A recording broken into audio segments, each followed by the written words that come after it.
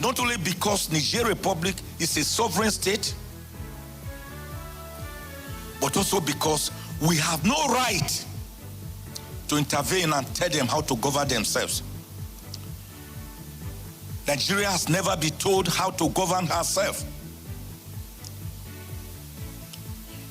From the first military purge of 15 January 1966, led by Major Kaduna Nzogu Chukwuma and other young majors, I didn't see the international community come here to tell us how to govern ourselves.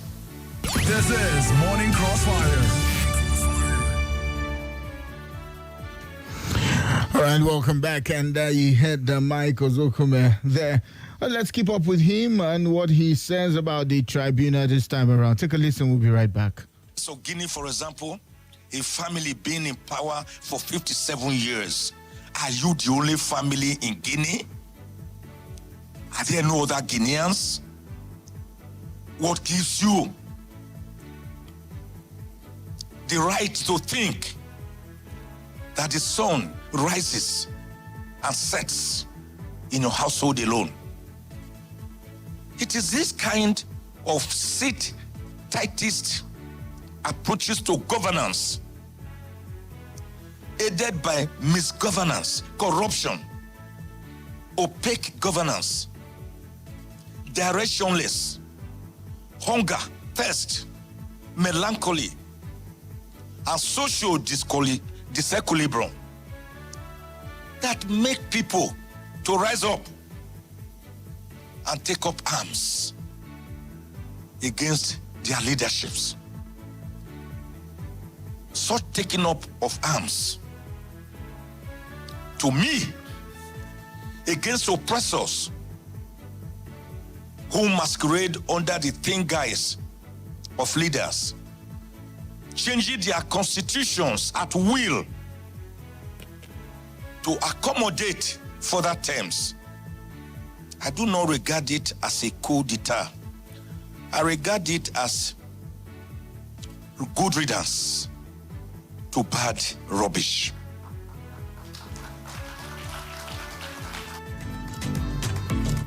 This is Morning Crossfire.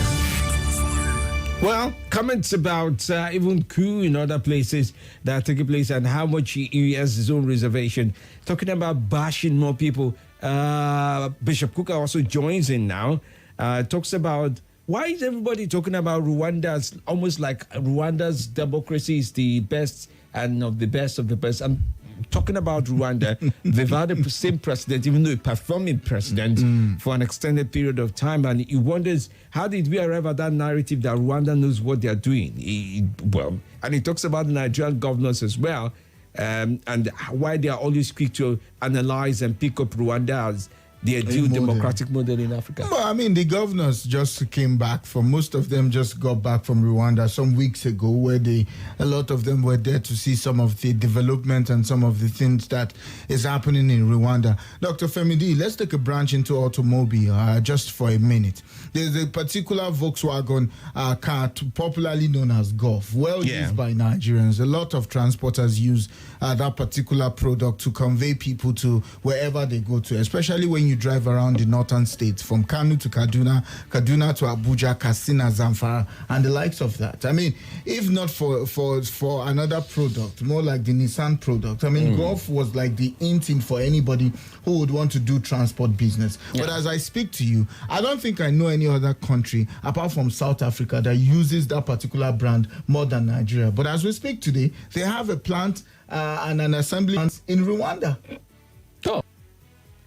Well, the president is coming back. That's to you. He's coming back, and he's coming back with contracts, including the likes of automobiles. But it's not, and I think this is where, I don't know what you make of it, but this is where we really need to be careful as we start to reel in those international contractors. You can give them text, you can make them feel good about the conditions they will work in. Say to them on paper, this is what happened. If that's happening, this is what would happen. Stay with us for 2 years. We'll allow you without tax and the likes of that. But then the reality on ground is that when there is no power supply or there's increase in their metering, or Just like we have. yes, I'm not trying to point it out, but I'm pointing out. No, I mean, I'm going to point it out because I mean, those figures are not joking. You know, you just for me, I asked what. You know, so I mean, if you think about the electricity that they have to pay, you know, for automobile and the likes of that, they do the conditions you gave us on paper. It's good. Our reality is a little bit different. Think of no, so maybe the federal government is not taxing as much as they want for some, or they not to. But you think about the government taxes and the state branded vehicle, no branded vehicle, kinds of, you know, even surplus systems. And there have been talk about tax reforms in Nigeria, right? Multiple taxation, legislation, and the likes of that. But I wonder about how many of them is even acted for by the people who want to cancel. What I mean by that is, how many of the systems do Nigerian government know about? They may not be your own, but it's difficult for you to cancel something that is not on.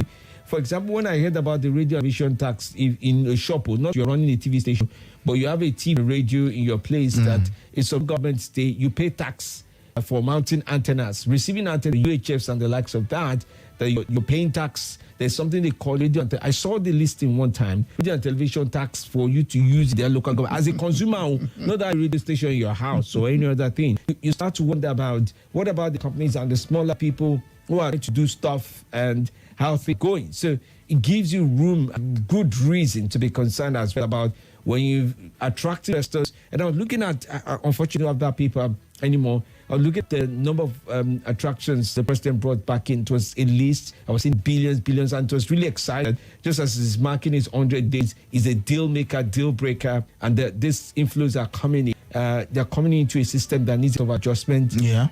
They're coming to a system where the NLC choosing dates in advance on when they will strike. And what the impact of the strike last week is, there was no lights. That's what I'm sure of. I mean, and maybe water. Those are two things I'm very off. That the strongest of the parts were about. But outside that, it just went in. It got buried under the PPT judgment. Almost nobody remembered what happened on day 2 of the analysis. We had to also put out a statement to tell the house to go back, because it looks like the impact level did not hit home for them to also put out that heavy on go back.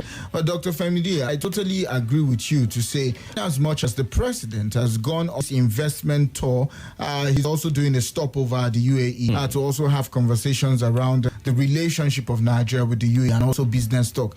It is also important that some key points and some key cut points be put in place. As you play the draft, you also be mindful of also playing the other side of it. For example, you spoke about power. Very important. You need to know. Let's come back home. For Nigeria, Wazobia Cool FM, if you know how much we spend on overhead on oil diesel, it's enough to say, you know what, everybody just go home, you know. But then again, you also want to look at it president's side to say, what's the minister of power doing? I know just as they got office, he was also speaking about the Dungeru power station to say, we're going to generate 700,000 or 700 from there. And hopefully this, because if this doesn't happen, how do you lure someone to come and invest? You say tax-free, or you give the person safe haven to tell the person, I've got you, just invest, and their overhead cost is also shooting. There's also the point manpower. What deal are we also seeing with some of this country when it comes to manpower? How many of our people are you telling them to employ? So that we don't also have a country where we employ a lot of people from their own country. We have a lot of experts here who can do the same, and they are not, and they don't have to do. You know, trending, for example, Kano, for those who are very familiar with Kano, is of gas with generators, and that's building up a trend in Abuja. In fact, it's interesting that the kilogram of is now about 720.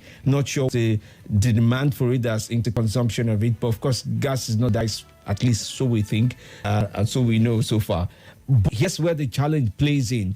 The fact that even America with they don't have electric stations enough. We have enough gas stations if we all decide to have petrol and go the way of gas. One of the biggest inclination of this, let's use gas. Let's not use petrol. Do we have gas refineries or whatever produce enough gas and the place to supply those gas to everyone else that wants to use it? Is it safe? You know, safety.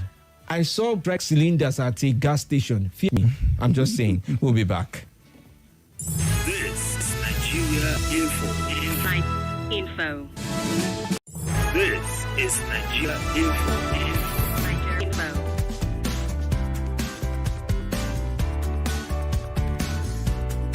Nothing breaks the news like the news. Trust me, I do it. I do it every morning Crossfire from 5 to 9 a.m. on Nigeria Info 95.1 and FMD.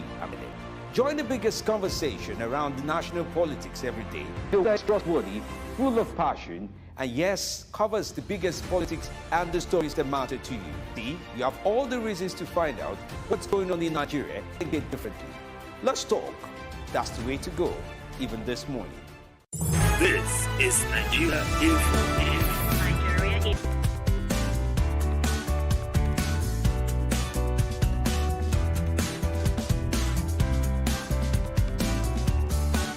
This is Nigeria Info.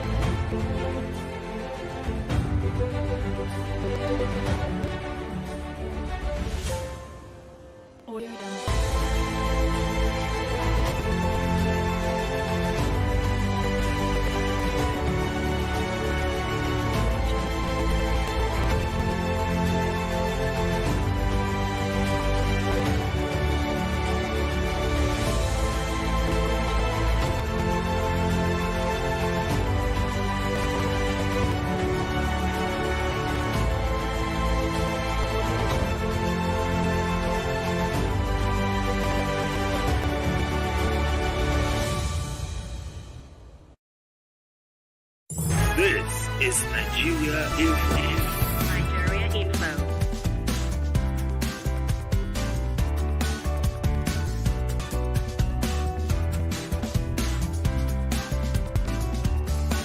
This is Nigeria Info. Nigeria Info.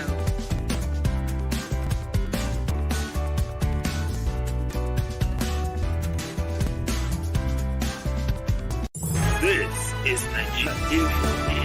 Nigeria Info.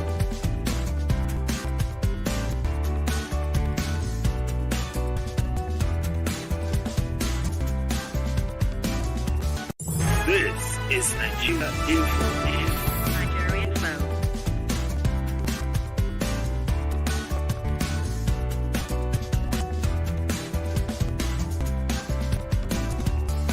This is Nigeria Info. Nigeria Info.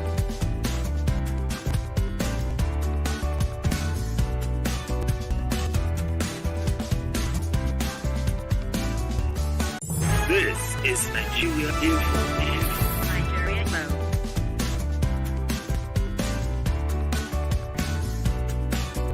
Info.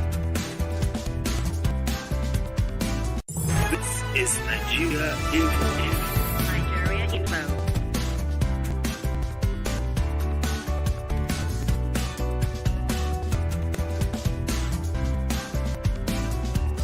This is Nigeria Info.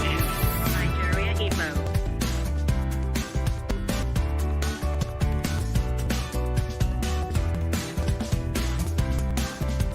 This is Nigeria Info. Nigeria Info.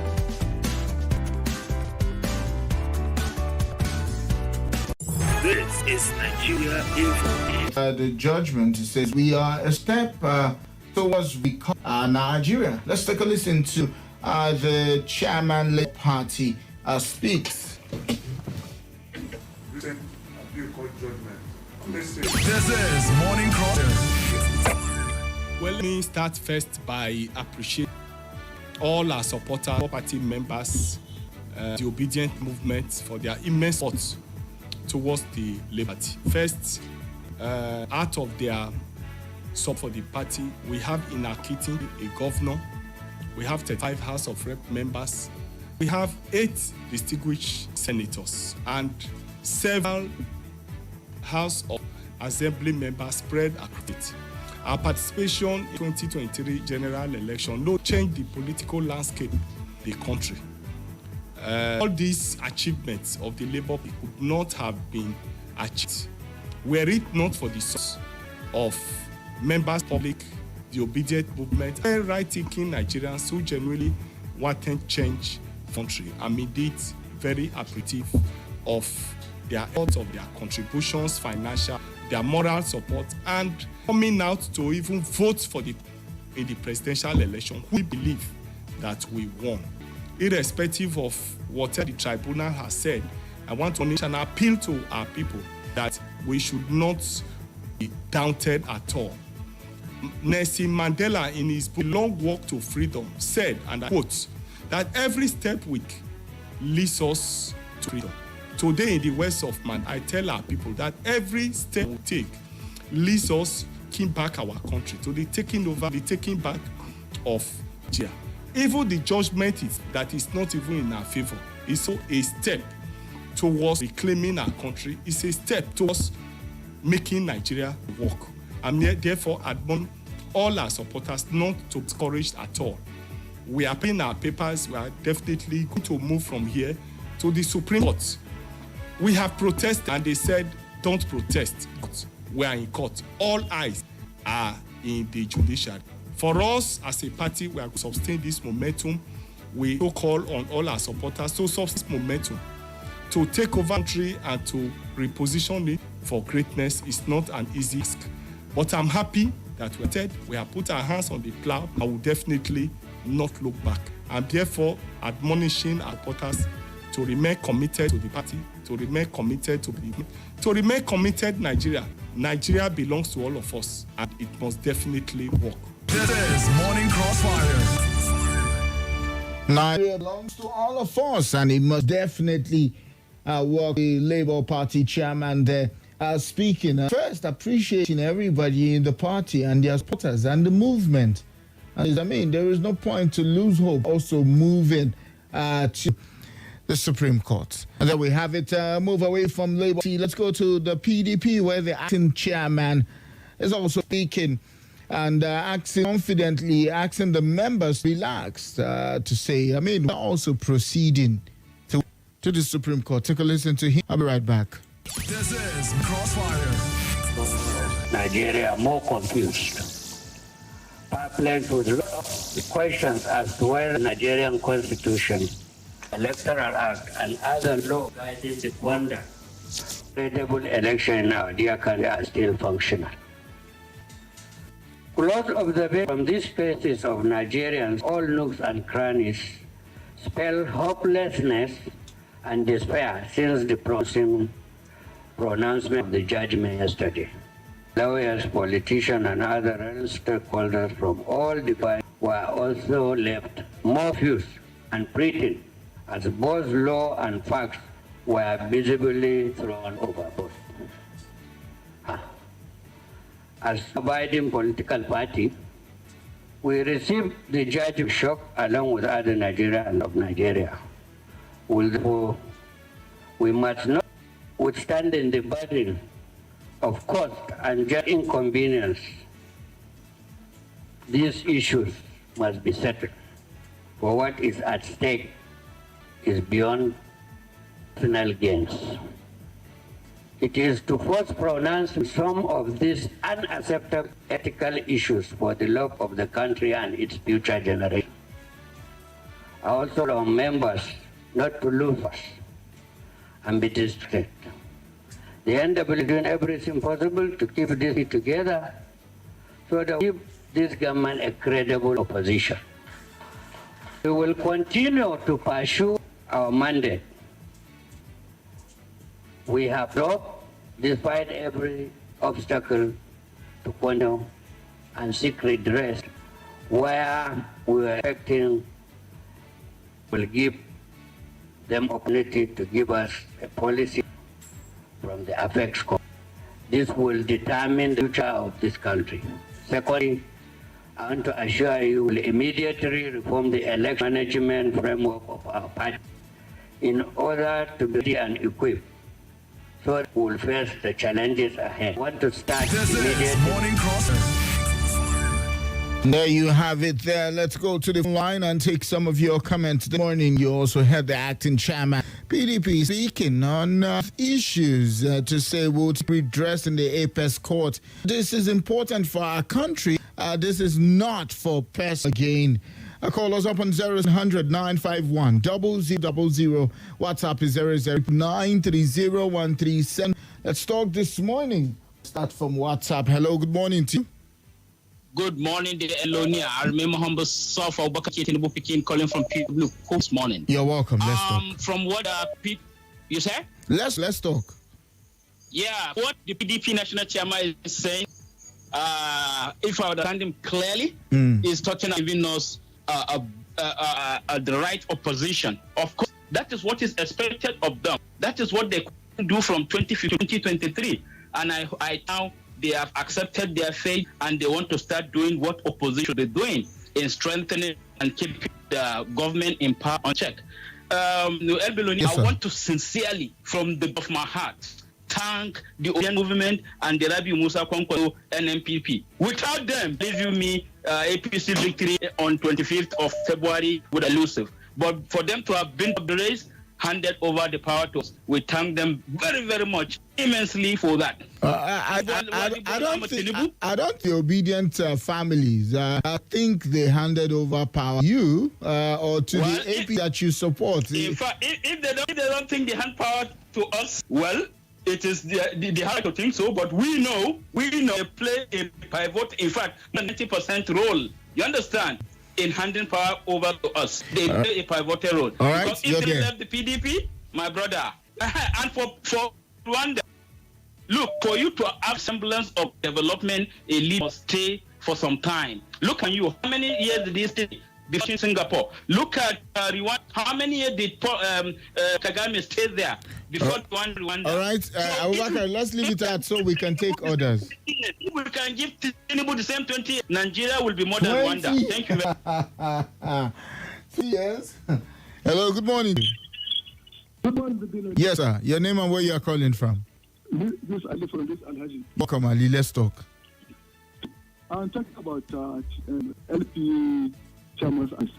I think it's a welcome one. But LFE, I want to call back the attention of our listeners that in this country, the former Muhammad Buhari went 3 times up to the court. Even the late president, Yaradua, claimed that the election that brought him to power went.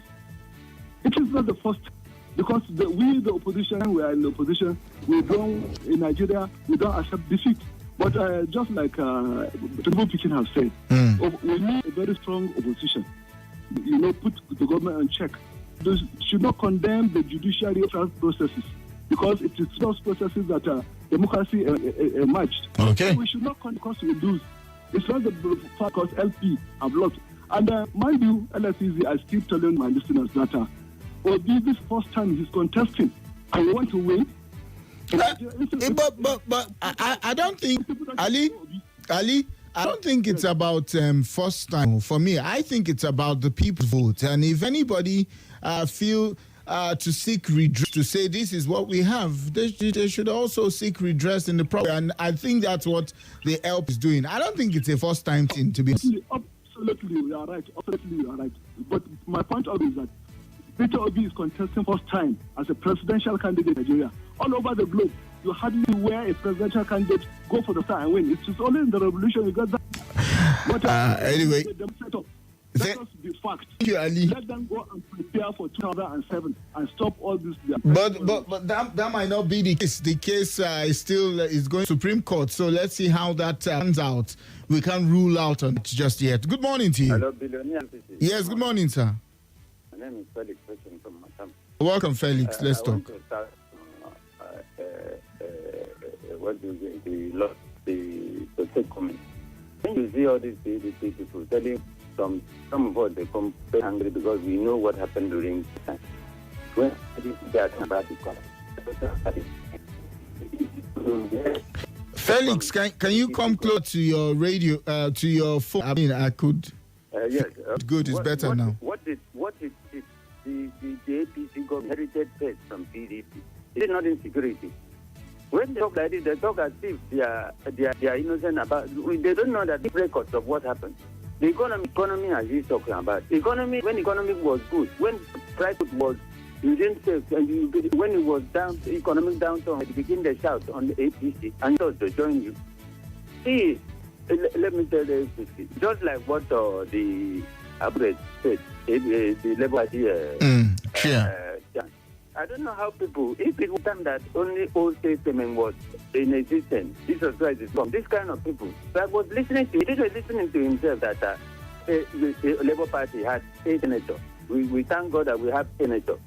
When did the GDP rule for 14? When did they have and come ruling? All right, Felix, I do have to leave it with you at this point. Let's take orders. Thank you. Good morning to you. Hello, good morning, Effizy. Good morning. Yeah.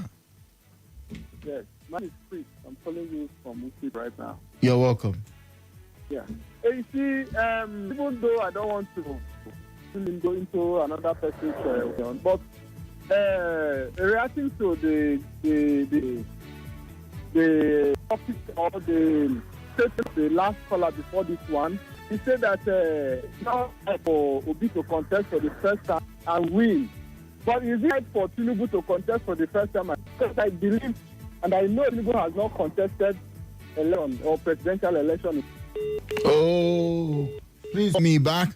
Let's go to WhatsApp and look at some of your messages here. Nasiru Nuhu from Amak says, good morning. LP Chairman says all eyes are still on judiciary. Please, some eyes should be on security. Well done, work, sir. Appreciate you for your take there. Man is concerned about security. Mr. Eason says, please, can you ask the man, does OP not win presidential election because it's his first time? Kindly ask him how many times the Tinubu contest in. Mr. Innocent, if you should control the right, yeah? That would help. You give your question at that. Your last part is nothing to go by. And I expect high level of maturity from you. You're writing in. All right? And good morning, bro. Ask Ali how many times did Tinubu contest? When you're in 9 Mobile, not just network, you get rewarded for asking for more. So whenever you need more data, This is Nigeria Info.